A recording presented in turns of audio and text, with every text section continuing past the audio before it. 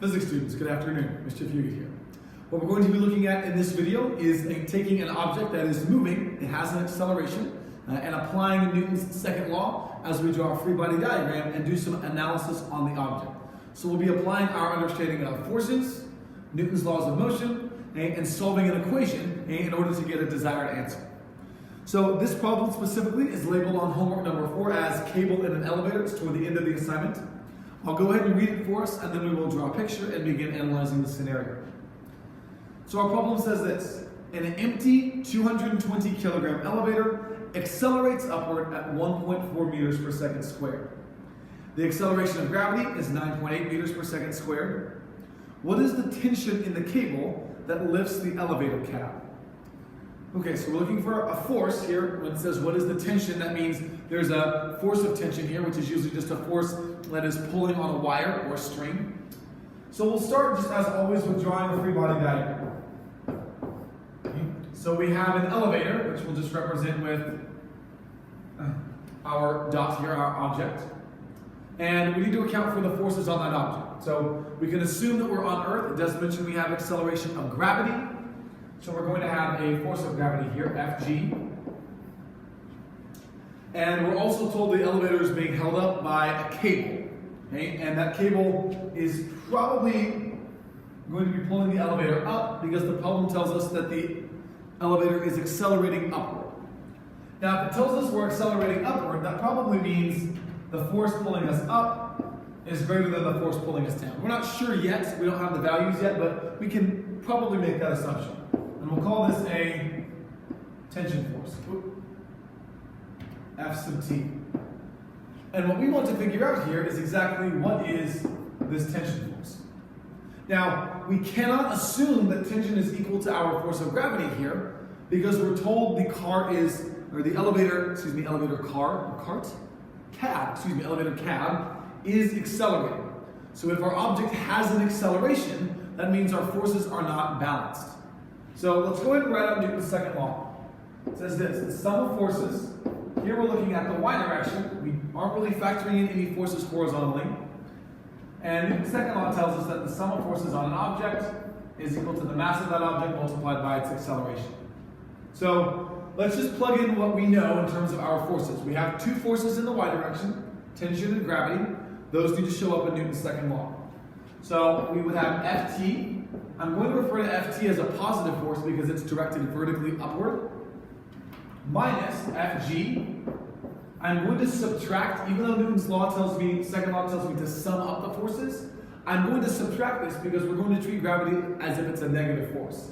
Technically, the more appropriate way to write this would be plus negative Fg, would be the better way to write this, to sum up a force that's negative. And that's equal to the mass of our object multiplied by acceleration in the y direction. Okay.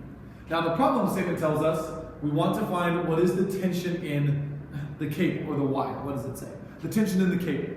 So we want to find Ft, which means we need a way to find all the other values in our equation for Newton's second law. Look at your problem statement. An empty 220 kilogram, there's our mass, elevator accelerates upward at 1.4 meters per second squared. The problem gives us our mass and our acceleration. What we maybe need to find is what is our force of gravity so that we can have everything in our equation except the one variable that we're looking for, our tension force. So I'm going to come over here and find our force of gravity. This is something that hopefully we remember. To find the force of gravity acting on an object, we simply take the mass of that object and multiply by the acceleration due to gravity value. Here, the problem tells us to use 9.8. So we'll take the mass of our elevator, 220 kilograms, times 9.8. A little close to our free body diagram, sorry about that. So 220 times 9.8 gives me a value of 2,156. Now, yes, that's a negative value, but here we're just solving for what is the force. When we plug that in here, we'll treat that as a negative. So here we go. Ft is what we want, plus a negative 2,156 newtons is equal to the mass of our elevator car, which is 220 kilograms, times the acceleration of our elevator car. Now, when you see acceleration in the y, remember, we're not dealing with an object in free fall. So it's not accelerating at the rate of an object in free fall. It is accelerating at the rate that you were given. It's going up at a rate of 1.4 meters per second squared. Okay? This acceleration over here is not going to be negative 9.8 because this is not an object that is freely falling toward the ground. Okay, so I'll plug in what I know. On the right-hand side, I can multiply 220 multiplied by 1.4. I'll get a value of 308. So I would now simplify my equation a little bit. Ft minus 2156 newtons is equal to 220 times 1.4 gives me 308. A kilogram multiplied by a meter per second squared is a newton. And then lastly, I just want to add my force of gravity over 2156, both in newtons. So I'll take, well, these two values will cancel out, and I'll take 308 plus 2,156. We get a value for our tension force that is equal to approximately 2,464 newtons. Here we go. So the idea here is that our tension force should be greater than our force of gravity because our object is accelerating upward. Okay? Not every system is going to have a balance of forces. The only time the forces will be balanced is if our acceleration is 0. Okay? Here, because we have a greater force going upward than we do going downward, our object will accelerate up. Okay?